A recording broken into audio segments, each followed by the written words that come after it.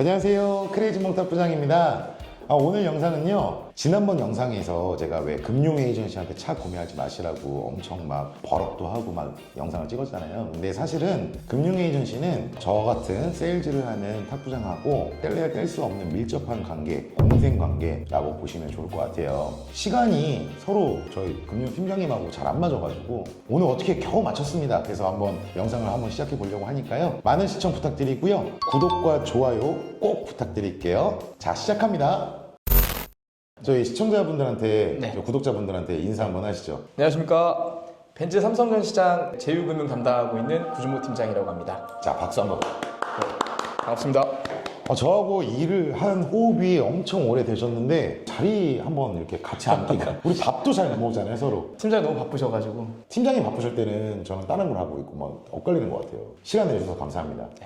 그리고 사실 업무 시간도 지금 한참 지났는데 뭐 제가 대신에 나중에 맛있는 거 한번 사드릴게요. 아유, 감사합니다. 기대하겠습니다. 금융 전문가 구준모 팀장하고 시청자분들이 많이 궁금해하시는 것들 네. 질문도 한번 받아보시고 하시는 걸로 저도 궁금한 것들이 좀 있거든요. 네. 그래서 좀 답변 오늘 좀 잘 해주셨으면 좋겠어요. 현금으로 구매하는 방법, 할부로 구매하는 방법, 렌트로 구매하는 방법, 리스 프로그램을 이용하는 건데 리스 프로그램도 사실은 세부적으로는 금융 리스하고 운용 리스가 있죠. 맞습니다. 여기서 좀 하나 제가 좀 정리해드리면 금융 리스라는 프로그램은요, 할부하고 똑같은 겁니다. 똑같은 방식의 금리도 다 똑같이 움직이는데 명의만 캐피탈사로 빼는 거잖아요, 차를. 네, 맞습니다. 장점들이라고 한다 그러면 내 명의를 내 명의로 했을 때 좀 안 좋은 것들이 있을 수 있는 분들이 있죠. 뭐 예를 들어 뭐 아파트 특공을 해야 된다거나 이런 분들. 네. 아무튼 자동차를 구매하는 방식이 한 5가지 정도 된다. 맞죠? 맞습니다. 네. 정확하십니다. 은행권에서 자동차 할부를 하는 거 하고요. 네. 그냥 우리 자동차 할부, 특히 캐피탈이죠.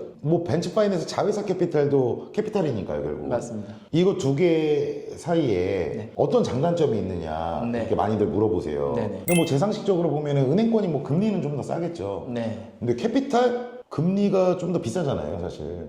맞습니다. 네, 근데 장점도 있죠. 장단점이 있고요. 네. 일단은 캐피탈 같은 경우에는 다들 아시겠지만 은행은 서류가 좀 많이 복잡하고 심사 절차도 복잡하고 이제 물리적인 시간적인 소요도 좀 길게 걸리고 그런 부분이 있는 반면 캐피탈사는 이제 서류들이 요즘에는 전산이 워낙에 다 개발이 돼 있기 때문에 서류가 굉장히 간소화돼 있으세요. 신분증 하나로도 단 1분 만에도 한도 조회가 되는 금융사들도 있고요. 그래서 서류가 간소화되고 이제 또 심사가 그만큼 간편해졌고 그러면 더불어서 한도도 많이 나오십니다. 한도도 높게 책정이 되세요. 은행에 비교한다면. 이제 반대로 제가 아까 말씀드렸다시피 은행 같은 경우에는 아무리 내가 이제 신용이 좋고 하시더라도 한도 부분이 맥스 구간이 이제 캐피탈세에 비해서는 많이 낮기 때문에 이제 그런 부분들을 이제 장단점으로 말씀드릴 수 있을 것 같고요. 네, 금리의 차이를 추가적으로 말씀을 간단하게 드리자면 이제 회사들 같은 경우에는 이제 회사채라는 채권을 발행해서 금리를 이제 조달을 해오는 은행 같은 경우에는 안전성이 더 높다고 판단되는 부분이 있다 보니까 시중은행들이 있잖아요. 이 조달 금리가 굉장히 낮게 책정이 돼 있고요. 캐피탈사는 반면에 은행에 대비해서는 이 회사채를 발행하는 조달 금리 자체가 좀 높습니다. 그래서 거기에 대한 차이가 있다고 말씀드릴 수 있을 것 같습니다. 그게 그러니까 곧 금리가 좀 더 비싸질 수밖에 없는 요인이라는 거네요. 맞습니다. 근데 실질적으로는 캐피탈사에서 가상금리가 은행에 비하면은 많이 낮습니다. 아, 그래요? 네. 그건 무슨 말이에요? 가상금리가 낮다는 거는? 조달을 해오면 조달금리에 플러스 업무 원가와 가산금리가 그러니까 이자를 붙여야 되잖아요. 마진이죠. 마진이죠. 네. 은행보다 마진은 오히려 낮다. 은행에서 하지 말고 네. 구준모 팀장한테 할부를 해라. 뭐 이런 뜻인 거예요? 네, 그렇게 해주면 감사합니다.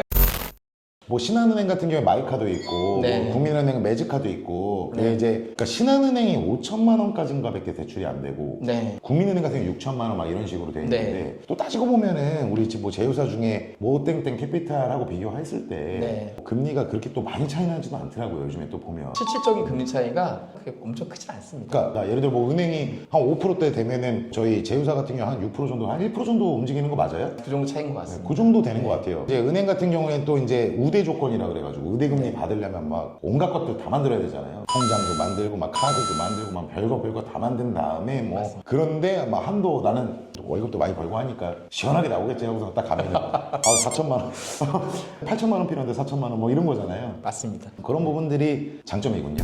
대부분 이제 제일 걱정하는 게 은행권에서 아무래도 대출을 받으면은 신용 점수죠. 신용 네. 점수가 내려가는 폭이 좀 적고 캐피탈에서 이제 대출을 하게 되면은 신용 점수가 많이 내려가는 거 아니냐 이런 얘기들도 많이 하시던데 네. 그 부분에 대해서는 좀 어떻게 생각해요? 설명을 좀 드리면 이제 신용 등급이 아니고 신용 평점으로 바뀌었고요. 신용 평점으로 책정이 되는데 우리나라의 이제 KCB와 나이스라는 신용 평가사 두 군데에서 평가를 하기 때문에 어떠한 기준으로 어떻게 평가가 되는지는 저도 사실 정확히 알 수는 없습니다. 근데 중요한 거는 은행에서도 어쨌든 대출 금융을 이용하시는 거고 캐피탈에서도 금융을 이용하시는 거기 때문에 은행보다는 아무래도 캐피탈의 그런 장점, 빠른 승인과 이런 한두 부분 때문에 캐피탈에 대한 사용률이 좀 더 높으실 거예요. 뭐 여러 가지 이유가 뭐 있으시겠지만 그러니까 장점들이 충분히 있기 때문에 네. 결과적으로는 캐피탈을 이용하는 빈도수가 더 클 수밖에 없다. 그럼에도 불구하고 그렇게 장점 때문에 이용하시지만 신용점수에 제가 봤을 때는 은행을 이용한다고 해서 더 많이 안 떨어지고 캐피탈을 이용한다고 해서 더 많이 떨어지고 차이는 있을 수 있겠지만 크지 않지 않을까 뭐 그렇게 사실 생각을 합니다. 네. 대출했다가 또 다 갚으면은 네. 오히려 많이 올라가더라고요 다시. 상환하시면 오히려 더 올라가십니다. 그러니까 예를 들어서 네. 저도 한번 경험했는데 뭐 KCB가 뭐 800점이었다. 네. 자동차 할부금융 했더니 뭐 한 750점 된 거예요. 네. 그래서 갚았는데 800점이 아니라 820점 막 이렇게 올라가더라고. 맞습니다. 결과적으로 약간 KCB 같은 경우는 잘 빌리기도 하고 네. 또 잘 갚기도 하고 네. 그런 행위들이 또 신용도를 올리는데 도움은 되는 것 같더라고요. KCB는 많이 영향이 있습니다. 아 그렇군요. 네, KCB는 이제 그러니까 대출을 하고 상환을 잘 하시면 점수의 영향이 그때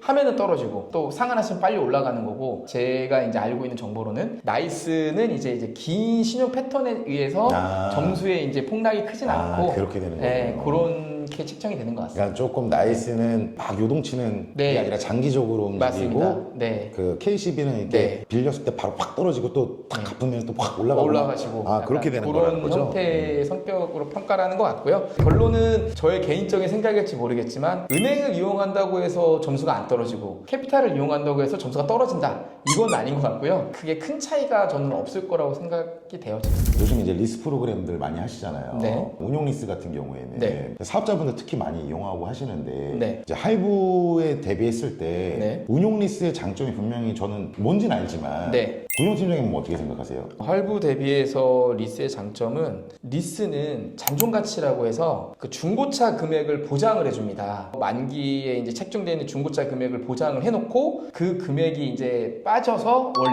리스료가 책정이 됩니다. 월 납료가 좀 이제 저렴할 수가 있고요. 잔존 가치 중고차 금액이 보장이 됐기 때문에 중고차 금액이라는 게 시가에 따라서 움직이는 거기 때문에 보장이 안 될 수도 있잖아요. 내가 팔려고 하는 시점에 더 많이 떨어질 수도 있는 거고 시가 그쵸. 영향이 있어서 금융사들이 잔존 가치라는 걸 많이 높게 잡아줍니다. 그러니까 상대적으로 월 납료가 낮아질 수 있는 거죠. 고객님들이 보셨을 때 할부를 대비했을 때 차를 교환하는 주기도 빨라지시고 요즘에 그렇잖아요. 중고차가 높게 책정되어 있는 만큼 이 고가의 수입차들을 좀 저렴하게 이용할 수 있는 장점이 있다. 예를 들어 현금으로 1억짜리 차를 샀다. 5년 뒤에 차를 판다. 네. 근데 1억 주고 사가지고 네. 4천만 원 주고 팔았어요. 그럼 네. 6천만 원 까먹은 거잖아요. 네. 근데 그 4천만 원이라는 그 금액이 되게 유동적이잖아요. 5년 네, 뒤에. 맞습니다. 이게 4천만 원으로 예상은 하지만 네. 3천만 원일 수도 있는 거 아니야. 그렇죠. 근데 이제 캐피탈사는 1억이라는 차를 살 때 4천만 원으로 이제 미래 가치를 산정해서 맞습니다. 확정을 해놓고 네. 이게 떨어지더라도 그 가격을 보존해 주니까 네. 그걸 역으로 이제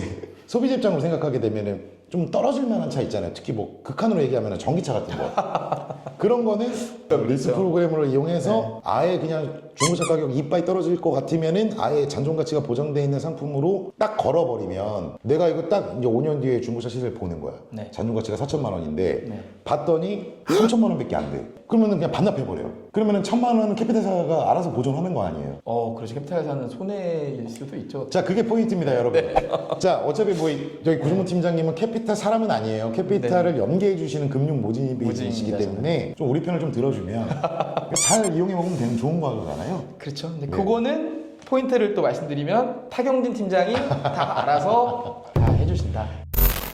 금소법이라는 금융소비자보호법이라는 법이 이제 1년 반 정도 됐다면서요. 네, 맞습니다. 근데 이제 그게 생기기 전에는 저희 같은 이제 세일즈를 하는 이런 영업사원이 모든 금융을 다 담당했잖아요. 네. 이제 금융 상품에 대한 안내를 저희가 직접 했었잖아요. 네네.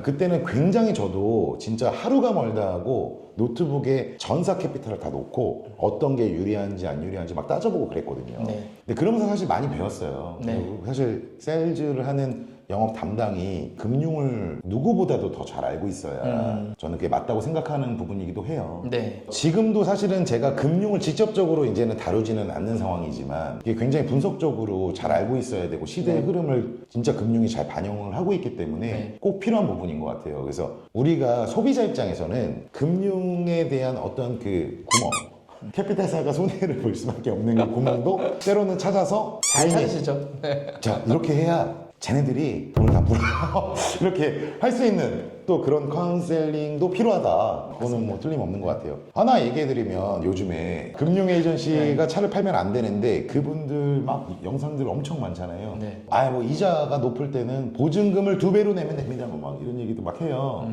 틀린 말은 아니에요. 뭐 정확한 틀린 말은 얘기가 아니죠. 금리가 많이 올랐으니까 그거를 상쇄할 수 있는 방법은 보증금을 많이 내면은 네. 원래 보증금에 따른 금리 인하가 되기 때문에 네. 그거를 상쇄할 수 있죠. 제가 이 업계에서 그 보증금 맥스, 잔존가치 최저 누가 제일 먼저 했습니까? 탁용 팀장님 하셨죠. 이 업계에서 금리가 오르고 있으니까 보증금을 정말 많이 내고 잔존가치를 최저로 하고 현금으로 원래 살 거였는데 네. 계산서도 들어오고 해야 되는 법인들은 재무 건전성이 있어야 되기 때문에 네. 계산서가 정확하게 들어오고 돈이 출납이 확실한 게 좋잖아요. 네. 법인들의 그 가려운 부분 제가 찾아서 처음으로 예전에 안내를 했었습니다.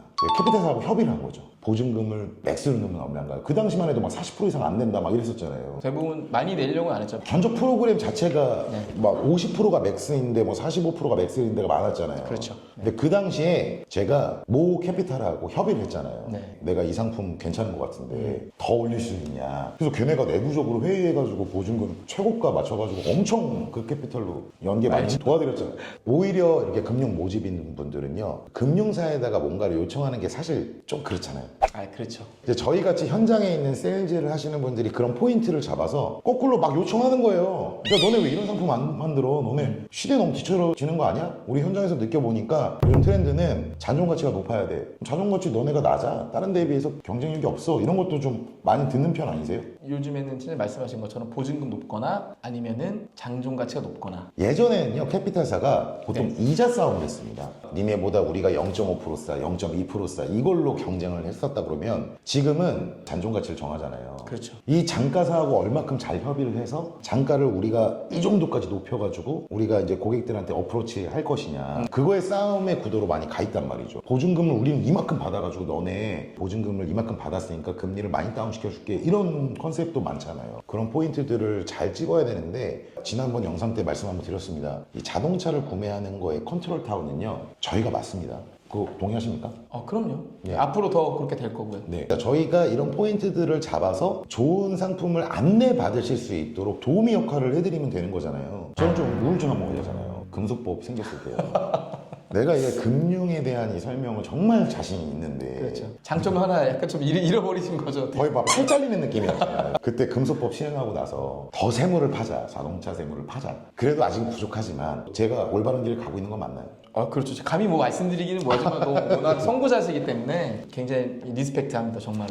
자동차 금융과 자동차 세무 여기서 뭐가 좀 더 중요하다고 생각하세요? 뭐가 중요하다고 말할 수 없을 것 같아요. 자동차 금융도 잘 몰라, 세무도 잘 몰라 하는 영업사원에 대해서 어떻게 생각하세요? 이건 좀 약간 노코멘트 해야 될 것 같아요. 수입차 세일즈는 예전부터 금융하고 좀 밀접했잖아요. 네네. 세무하고도 사실 밀접하거든요. 사업을 하시는 분들이 많이 있으시니까. 세일즈 하시는 분들은 이거 아셔야 돼요. 금융 에이전시 분들이 지금 금수법 때문에 모든 금융을 담당하고 계시지만 이 본인이 모르면 안 돼요. 금융 에이전시 분들만큼 많이 알아야 되고 세무도 수박 겉핥기식으로 알면 안 돼요. 세무사님만큼은 아니더라도 이게 어떤 식으로 비용 처리가 된다 이 정도는 알고 있어야 고객님한테 적재적소에 알맞은 방법으로 구매하시는 방법에 대해서 설명드릴 수 있다고 생각하거든요. 그래서 이거는 꼭 아셨으면 좋겠어요. 제 생각인데 금융소비자보호법이라는 거의 취지 자체가 금융은 금융모집인이 하고 차를 판매는 차 세일즈 하시는 분들이 하시는 거고 번외적으로 세무는 세무대리분들이 세무사분들이 해주시는 그쵸. 거고 그런 취지로 만들어진 건데 팀장님 말씀하셨듯이 영업사원분들과 차량을 판매하시는 분들은 세일즈의 역할에 충실하신 거고 저는 저의 금융에 충실한 거고 이거는 장점이신 거죠. 타경진 팀장만의 장점은 이제 세무와 금융과 이런 차량 세일즈 늦은 시간까지도 일을 하시고 손님들 AS 다 받아주시더라고요. 복합적으로 다 해주시는 게 타경진 팀장님만의 장점이 아닐까. 감사합니다.